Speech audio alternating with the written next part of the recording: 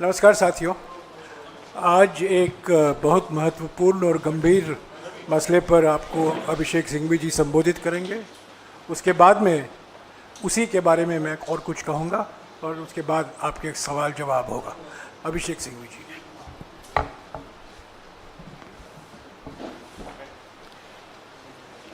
नमस्कार दोस्तों, मैं 7-8 भागों में आपको ये कहानी बताऊंगा। बड़ी रोचक कहानी है, लेकिन मैं शुरू करना चाहता हूँ ये बोल के, और इंग्लिश हिंदी एक साथ करेंगे आज, अलग अलग नहीं बोलूँगा मैं, बीच बीच में बोल के अलग अलग करेंगे।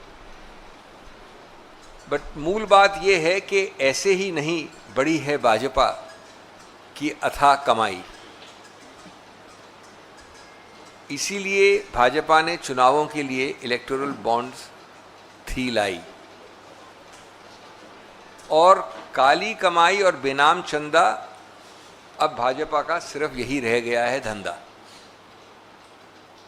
And I want to tell you, as I will explain in a minute in those different parts, the story, but the basic point is that for undermining democracy, BJP's plans have always been sinister.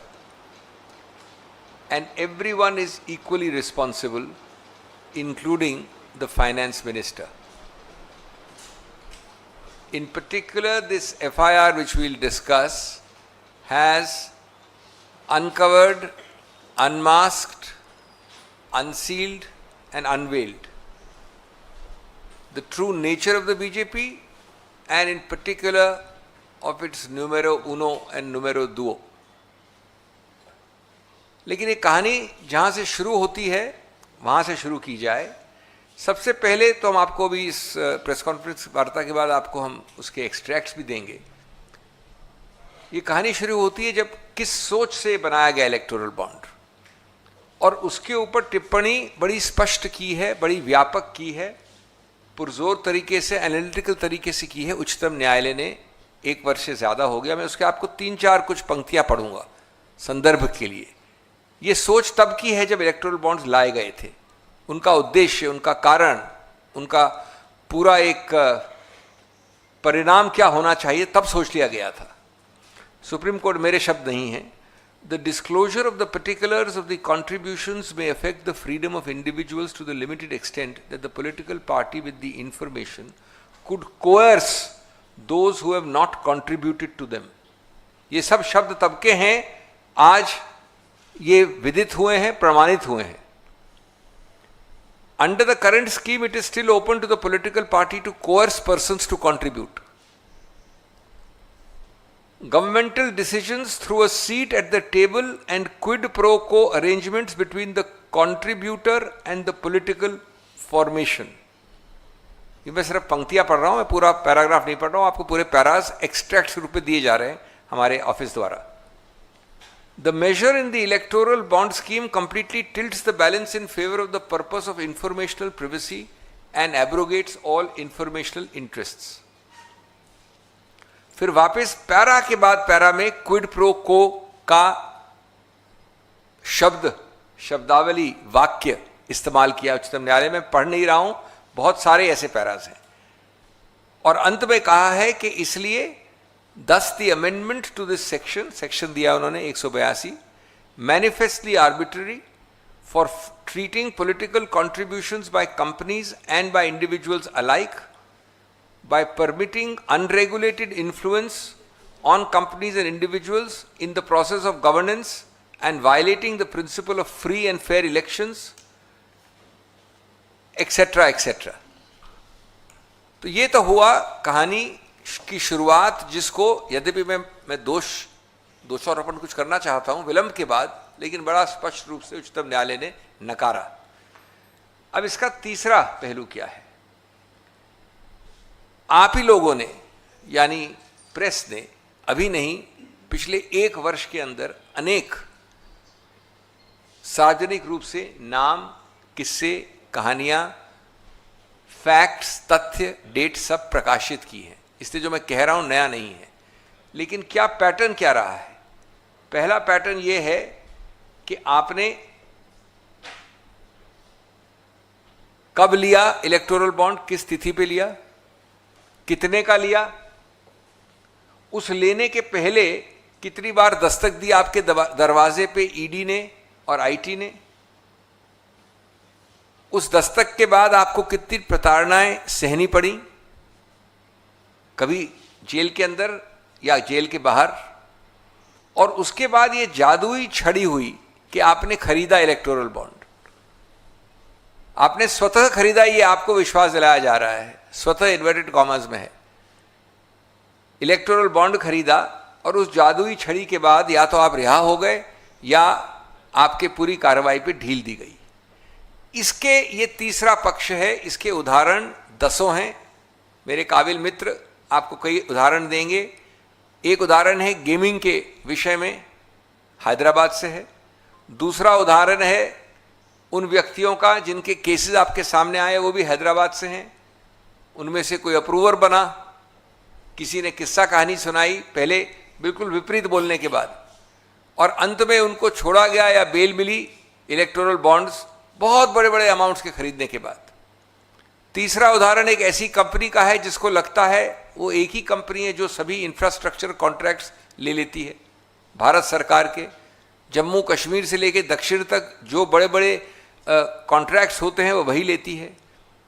इसने लगभग 1000 करोड़ या 900 करोड़ का आंकड़ा एक company का electoral bonds खरीदे हैं। कई कार्रवाई हो रही हैं, हुई, चली, रुक गई, थम गई। उसके बाद इस प्रकार की और कंपनियां हैं आंध्र प्रदेश में, मैं तेलंगाना की बात नहीं कर रहा हूं जहां के और उदाहरण थे, दक्षिण में, इत्यादि इत्यादि।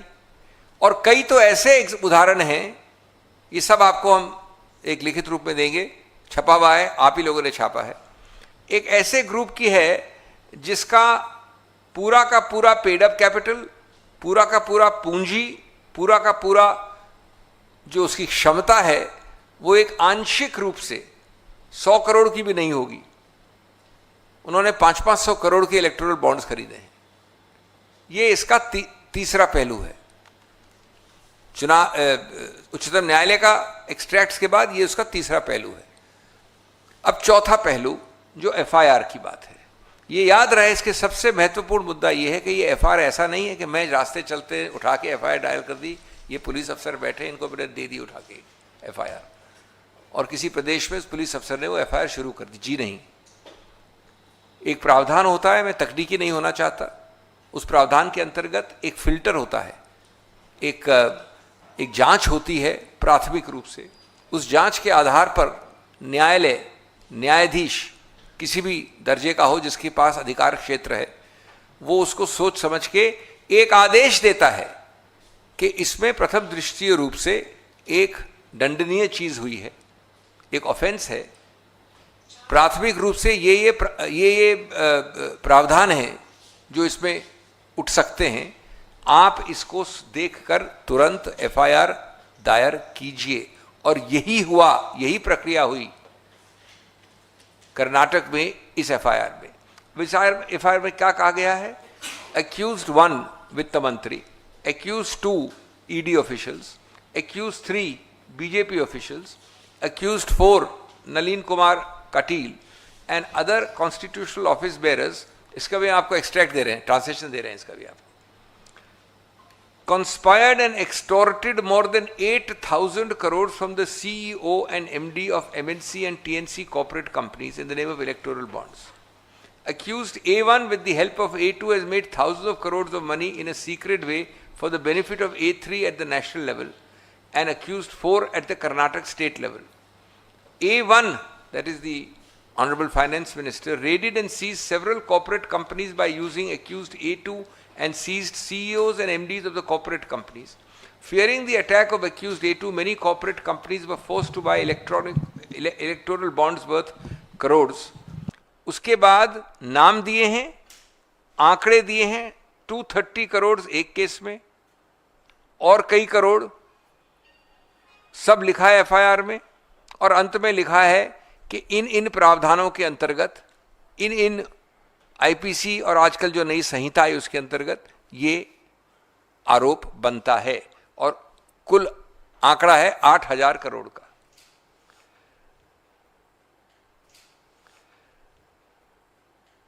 मैं ये कहना चाहता हूं कि इसमें से खैर सब उच्चतम लोगों के नाम भी हैं, भारतीय जनता पार्टी के संबंधित लोग हैं, लेकिन ये सर्वविदित है कि वित्त मंत्री का ना अधिकार क्षेत्र है, न हिम्मत है, न पूरा वो अकेली कर सकती हैं। इसका आदेश, इसकी संरचना, इसका कार्यान्वित करना सब कुछ सिर्फ एक जगह से होता है। हम जानते हैं नंबर 1 कौन है, नंबर 2 कौन है, हम जानते हैं कि कैसे हुआ, क्यों हुआ, किसके आदेश पे हुआ, किसके निरीक्षण परीक्षण में हुआ। ये ध्यान रखना बहुत आवश्यक है। अब इसका मैं 5वां प्रकरण आपको बताना चाहता हूं कि जब इलेक्टोरल बॉन्ड्स बने तो आरबीआई के गवर्नर के स्तर के एक व्यक्ति ने क्या कहा। जब ये बना रहे थे, प्रस्तावना थी, संरचना थी, जब ये कार्यान्वयन नहीं हुआ था, सबसे ज्यादा एक माना जाता है स्टैच्यूट के अंदर बना है, कानून के अंदर एक अलग संस्था है, उसके सिटिंग गवर्नर ने, और उनका क्या हश्र हुआ हम जानते हैं। उसके बाद ये लिखा था, ये है 14 सितंबर 2017 को, और इसके बाद 2 चिट्ठियां और हैं जिसके बाद उनको इस्तीफा देने में विवश किया गया। We are concerned that the issue of electoral bonds has the possibility of misuse, more particularly through the use of shell companies. Great reputational risk, मैं पूरा नहीं पढ़ रहा हूं, provides anonymity. We believe this can be better achieved in a different way. Otherwise, it can lead to money laundering.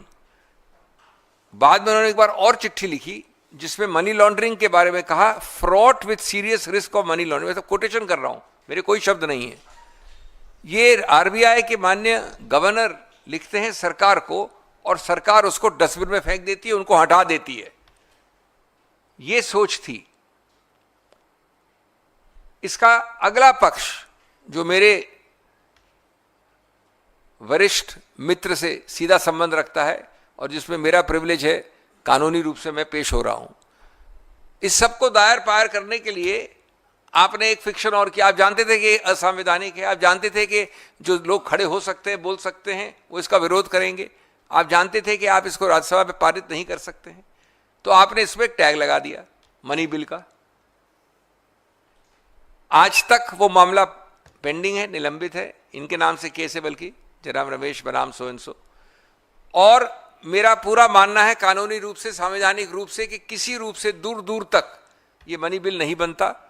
इसका एक विकृत रूप से फ्रॉड करके इसको मनी बिल बोला गया, लेकिन वो उच्चतम न्यायालय निर्णित करेगा। इससे सबसे बड़ा महत्वपूर्ण मुद्दा क्या उठता है, मैं अभी जल्दी ही संक्षिप्त में खत्म करने वाला हूं।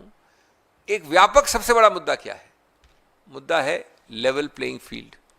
आपको मालूम है समतल जमीन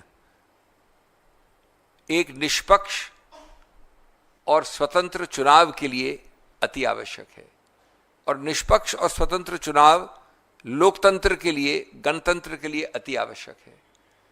और गणतंत्र और लोकतंत्र और निष्पक्ष चुनाव और समतल जमीन इसी कारण से बेसिक स्ट्रक्चर, संविधान के मूल ढांचे का एक अभिन्न अंग बन जाते हैं।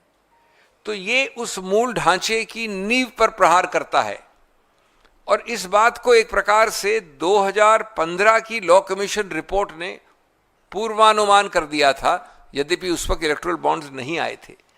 उन्होंने पूरी लॉ कमीशन की रिपोर्ट लिखी है, 255वीं रिपोर्ट, कि आप किसी भी, मैं पढ़ नहीं रहा हूं उसको, कोटेशन को नहीं पढ़ रहा हूं, लेकिन मैं आपको संक्षिप्त बता रहा हूं उसको, मेरे पास सामने कोटेशन है।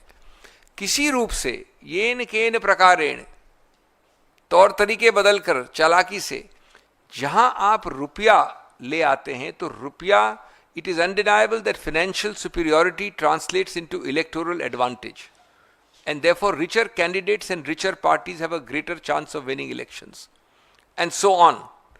ये सीधा हमारे गणतांत्रिक लोकतांत्रिक सिस्टम के ऊपर एक जबरदस्त प्रहार है।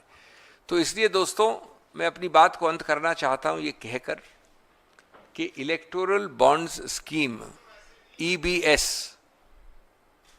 और कुछ नहीं है, सिर्फ एक्सटॉर्शनिस्ट बीजेपी स्कीम EBS, सिर्फ वही है। ये है एक नया वर्जन, एक नया जुमला उस पुराने जुमले के ऊपर, खाऊंगा भी, चुराऊंगा भी, और वसूली के लिए सताऊंगा भी। ये सिर्फ वित्त मंत्री की बात नहीं, जिनको तो तुरंत इस्तीफा देना ही चाहिए, मुझे वैसे दुर्भाग्यपूर्ण रूप से इसका कोई संदेह नहीं है कि वो नहीं देंगी, लेकिन हम पार्टी की हैसियत से, देश की तरफ से पूरे पुरजोर तरीके से उनका इस्तीफा तो मांगते ही हैं। लेकिन क्या इस देश में हम लोग घास खाते हैं कि हमको पता नहीं है कि इसकी जिम्मेदारी कहाँ रुकती है? इसकी शुरुआत हुई जिम्मेदारी वहीं से, उसी घर से जहां इस देश के सब नंबर 1 रहते हैं, और इसका अंत भी, डायरेक्शन भी, इसकी कार्यान्वित करना भी, इसका नियंत्रण भी सिर्फ वहीं से होता है। मैं अंत करूंगा बात दोहराकर माननीय राहुल गांधी जी की, जिन्होंने एक एंटायर करप्शन साइंस की बात की थी इस विषय में, और कहा था कि उन्होंने हमको एक टेक्नोलॉजी सिखाई है बीजेपी ने, एक पूरी साइंस बना दी है कि छापा डालकर चंदे की वसूली कैसे होती है। ये उनके शब्द हैं, काफ़ी निकट अभी हाल में कहे गए हैं। चंदा लेकर ठेका कैसे बांटा जाता है, भ्रष्टाचारियों को धुलने वाली वॉशिंग मशीन कैसे काम करती है, एजेंसियों की वसूली एजेंट बनाकर बेल और जेल को खोल कैसे सकते हैं, इत्यादि इत्यादि। तो ये आपने एक बहुत जबरदस्त षड्यंत्र, कॉन्स्पिरेसी देखी है। अंत में दोस्तों मैं ये कहना चाहूंगा कि ये एक न्यायिक शुरुआत है। ये न्यायपालिका और न्यायाधीश द्वारा माइंड अप्लाई कर कर एक शुरुआत, इनिशिएशन है। हम आशा और विश्वास करते हैं कि न्यायिक प्रक्रिया द्वारा जो लोग इस महान षड्यंत्र में, जिसमें सिर्फ एक एफआईआर में 8,000 करोड़ का आंकड़ा है, उनको समन किया जाएगा। अगला स्टेप होता है समन। उनके स्टेटमेंट्स रिकॉर्ड किए जाएंगे और उनके आधार पर उनको गिरफ्तार किया जाएगा। ये फौजदारी कानून का एक ऐसी प्रक्रिया है जो इनके लिए भी बराबर है, हमारे लिए भी बराबर है। यद्यपि पिछले 10-12 सालों में इसका द्वेषपूर्ण इस्तेमाल सिर्फ एक तबके के लिए किया गया है, राजनीतिक प्रतिद्वंदियों के विरुद्ध। लेकिन आज अगर ये केस बनता है सीधा समन्स का, इंटेरोगेशन का, गिरफ्तारी का, तो इससे बेहतर केस कोई हो नहीं सकता। लेकिन मैं समझता हूं कि उससे पहले आंख की शर्म आती है, और आंख की शर्म कम से कम न्यूनतम रूप से ये इस्तीफा तुरंत मांगती है। धन्यवाद। शुक्रिया सिंघवी जी। मैं कुछ बातें कहूँगा पृष्ठभूमि को लेकर। आपको याद होगा 15 फरवरी 2024 को सुप्रीम कोर्ट ने अपना फैसला सुनाया था कि इलेक्ट्रल बॉन्ड स्कीम गैर संवैधानिक है, ये संविधान के खिलाफ है, उसको अनकॉन्स्टिट्यूशनल घोषित किया सुप्रीम कोर्ट ने। इसके बाद 21 मार्च 2024 को सुप्रीम कोर्ट के दबाव के कारण एसबीआई ने, स्टेट बैंक ऑफ इंडिया ने सारी जानकारी पब्लिक में डाल दी। किसने इलेक्ट्रल बॉन्ड खरीदा है, कब खरीदा है, और किन किन पार्टियों को फायदा पहुंचा है। ये 21 मार्च 2024 को ये जानकारी प्रकाशित हुई। उसी 2 दिन बाद, यानी कि 31 मार्च 2024 को हमारी पार्टी ने उस जानकारी को लेकर पाइथन कोड, आपको याद होगा, पाइथन कोड के इस्तेमाल करके हम लोगों ने 4 रास्ते ढूंढ निकाले जिससे ये षड्यंत्र रचा गया। और मैं आपको याद दिलाना चाहता हूं ये 4 रास्ते क्या थे। पहला रास्ता था चंदा दो धंधा लो। ये सीधा रास्ता था, चंदा दो धंधा लो। दूसरा रास्ता था ठेका लो धंधा चंदा दो। क्या फर्क है इन दोनों में? पहला रास्ता चंदा दो धंधा लो, ये प्रीपेड हो गया। दूसरा रास्ता जो था ठेका लो चंदा दो, या रिश्वत दो, उसको कह सकते हैं रिश्वत दो, ये पोस्ट पेड हो गया। तो पहला रास्ता प्रीपेड था रास्ता, दूसरा रास्ता पोस्ट पेड रास्ता था। अब देखिए तीसरा रास्ता क्या था जो इस एफआईआर के संदर्भ में अहम महत्व रखता है, और यह तीसरा रास्ता था हफ्ता वसूली। और यह हफ्ता वसूली का दूसरा नाम पोस्ट रेड, पोस्ट पेड नहीं, पोस्ट रेड। ऐसे कई कंपनियां थी जिन पर रेड हुआ, उन्होंने इलेक्ट्रल बॉन्ड खरीदा और वो छूट गए, ईडी के जाल से छूट गए। तो ईडी का इस्तेमाल, भारी इस्तेमाल हुआ इस तीसरे रास्ते में, यानी कि हफ्ता वसूली रास्ते में, पोस्ट रेड रास्ते में। और चौथा रास्ता था फर्जी कंपनी। आज भी नहीं पता चल पाया है इन फर्जी कंपनियों का असली मालिक कौन है। हम अनुमान लगा सकते हैं क्योंकि हमारे देश में शेल कंपनियों के कई उस्ताद हैं, तो हो सकता है, वास्तविक है कि ये शेल कंपनी भी उन्हीं के होंगे। तो ये चार रास्ते कुल मिलाकर बीजेपी को 5.5 साल में 6,000 करोड़ रुपए से भी ज्यादा चंदा वो इकट्ठा कर पाए।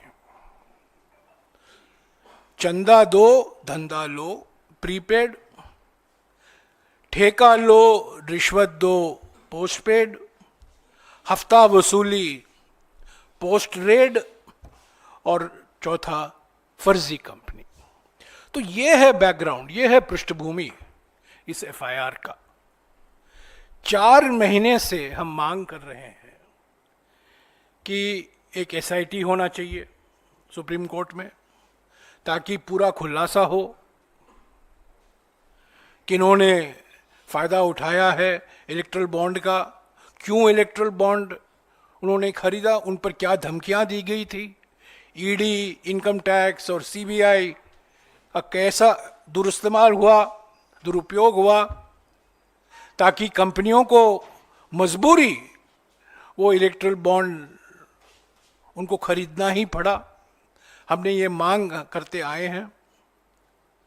हमने कई बार जेपीसी की भी मांग की है इस मामले को लेकर, पर परसों दिन एक बेंगलुरु के एक विशेष कोर्ट के आदेश अनुसार एक एफआईआर दर्ज हुआ है, और अभी अभी सिंघवी जी ने आपको बताया है अगले कदम क्या होंगे। समन्स होगा, स्टेटमेंट रिकॉर्ड किया जाएगा, पर यह बात जो उन्होंने कही है मैं उसको फिर से दोहराऊंगा। इस एफआईआर में हमारे कहने से नहीं, कोर्ट के कहने से, ये जो नाम एफआईआर में शामिल किए गए हैं ये कोर्ट के वजह से, कोर्ट ने कहा है, आदेश दिया है, विशेष अदालत ने आदेश दिया है। एक्यूज नंबर 1 सर्वोपरि देश के हमारे वित्त मंत्री हैं, उनको फौरन इस्तीफा देना चाहिए, नैतिक रूप से, न्यायिक रूप से और राजनीतिक रूप से वो दोषी हैं। ईडी, इनकम टैक्स, ये 2 संस्थाएं सीधे वित्त मंत्रालय से जुड़े हुए हैं, और एसबीआई भी वित्त मंत्रालय के जुरिस्डिक्शन में आता है। तो एक्यूज नंबर 1 जो हमारे यूनियन वित्त मंत्री हैं, भारत के वित्त मंत्री हैं, उनको फौरन इस्तीफा देना चाहिए।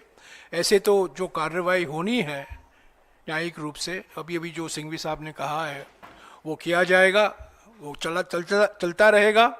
पर आज हमारी मांग है इस एफआईआर को मद्देनजर रखते हुए वित्त मंत्री का इस्तीफा अनिवार्य है। शुक्रिया। अगर आपके कुछ सवाल हैं अभी आप पूछ सकते हैं। हाँ जी।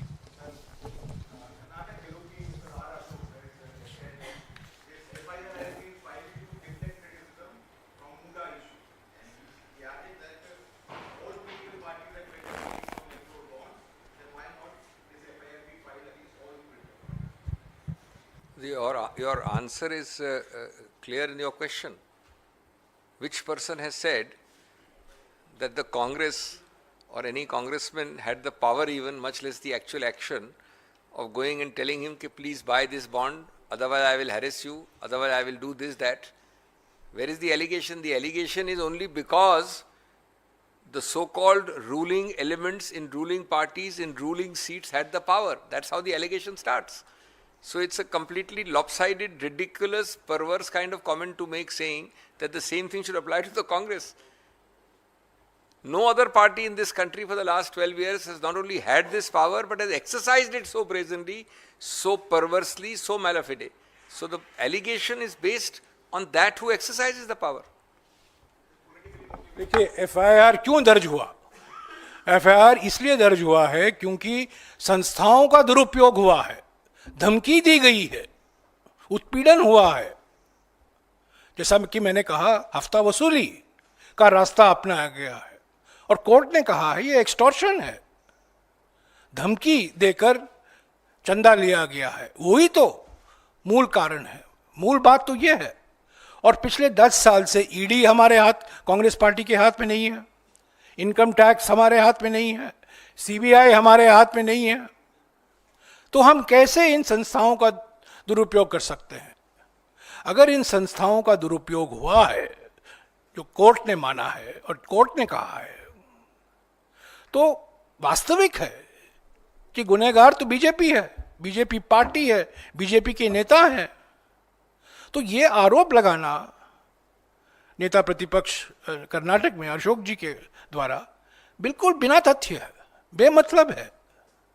और ये एफआईआर इसलिए दर्ज किया गया है क्योंकि विशेष अदालत ने कहा ये एफआईआर दर्ज करो, ये आदेश दिया गया और उस आदेश अनुसार ये एफआईआर दर्ज हुआ है।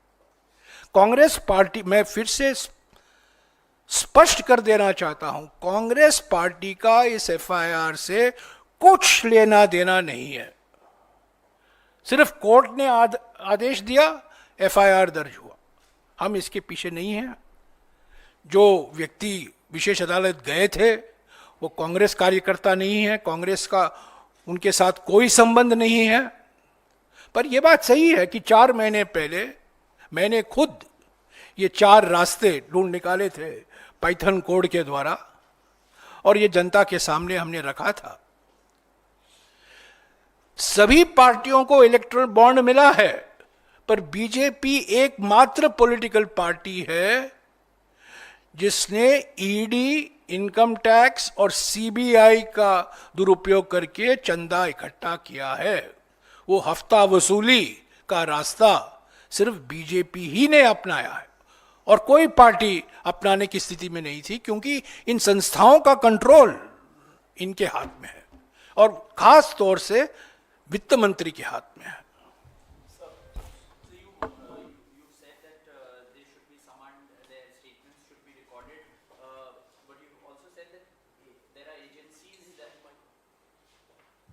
You've said that agencies are working at the behest of the center. So, do you demand that there should be an SC monitored probe into this? How do you want this to proceed, this FIR to proceed? Point number 1, all the agencies, all the official organs know very well how to proceed, because they have been in fact proceeding against a large number of political opponents for the 11 years prior. That's point number 1. So they don't have to be told how to proceed. 2, it is however very clear that this kind of bias and pakshapat will happen because these agencies have been controlled completely and subordinated to the will of the number 1 and number 2 and the powers that be. Number 3, therefore we would certainly demand a completely objective probe under the court control, but more importantly, ultimately supervised either by the Supreme Court or by an SIT of the Supreme Court. The JPC will come separately and later. In fact, sometimes the JPC gets into a political debate and it gets diffused. We are now talking law first. The first need of the hour is for the legal process started by this court order to take its course and to be supervised by the courts, both the High Court and ultimately the Supreme Court, to prevent any interference or distortion or subordination. Let me remind you that we had demanded an SIT of the Supreme Court on the 23rd of March 2024. From March 23rd, we have been demanding an SIT of the Supreme Court. And as Dr. Singhvi has mentioned, that remains our demand. JPC is a separate demand. But as far as the electoral bond Mahagotala is concerned, particularly as it relates to the misuse of the ED, income tax and CBI to threaten companies and take donations from them for the party, our demand has been consistent that there should be a Supreme Court monitored inquiry through an SIT. What would be the judicial roadmap in this regard regarding the FIR? What would be the cases ahead? What would be the roadmap? No, I have already said that the normal roadmap of criminal law is first, sufficient facts, application of mind. Second, on that FIR registration, these two things have been done. 3, summoning the accused. 4, interrogating. And 5th, on the basis of clear material which is available in the public record, including from the prior Supreme Court judgment, I would say arrest. But above this, in the middle of all this, it must be preceded by some small sliver, some small little piece of moral integrity and moral responsibility, which should be resignation. It's a very small thing. It's a very small thing. It's an FIR which has been done. And then ultimately, because of the need to have objectivity, because of the way in which every institution has been suborned by this government at the central level and wherever they are in power in the states, the need for the Supreme Court to have an absolutely independent body in the nature of an SIT to monitor it. There are the 6-7 things altogether. Sir, do you think that these irregularities were limited to the present finance minister's tenure, or was it before also? Well, the bulk of the operation of the electoral bonds has been certainly during her tenure, but I would not certainly limit it in any manner. There is no question of limiting facts. When a criminal investigation is warranted under a court order, the criminal investigation has to go back to the root. It is not limited, forget period, it is not limited to incumbents. Its limit can only be the start, the source, the creation and onwards. There is no limitation here in terms of even the Supreme Court order which said, okay, now we are delivering a judgment disclosed from so and so date. This is a criminal investigation. It can and should go back to the source and everybody is covered.